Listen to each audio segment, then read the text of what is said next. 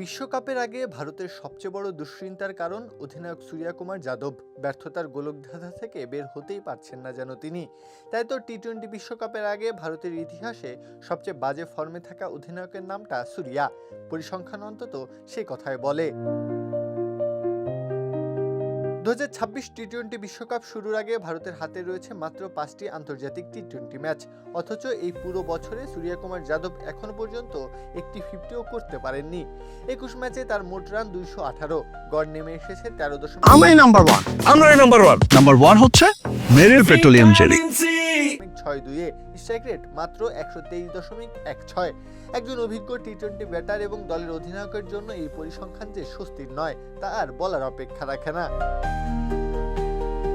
এখানে উঠে আসছে প্রশ্ন, টি-20 বিশ্বকাপের আগে ভারতের অন্য অধিনায়কদের পারফরমেন্স কেমন ছিল? 2016 থেকে প্রতিটি টি-20 বিশ্বকাপের আগে ভারতীয় অধিনায়কদের পরিসংখ্যান বিশ্লেষণ করলে দেখা যায় প্রায় সবাই কোনো না কোনোভাবে ছন্দে ছিলেন।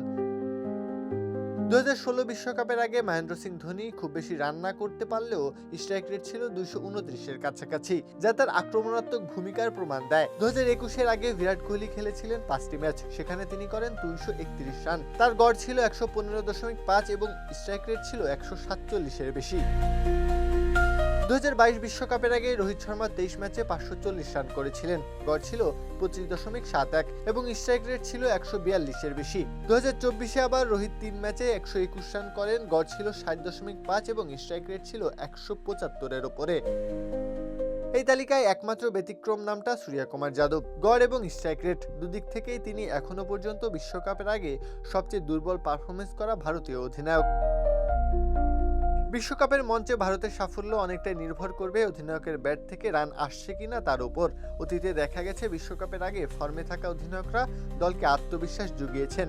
সেই জায়গায় এবার ভারতের সামনে বড় প্রশ্নচিহ্ন। প্রত্যহ কাব্য, খেলা 71।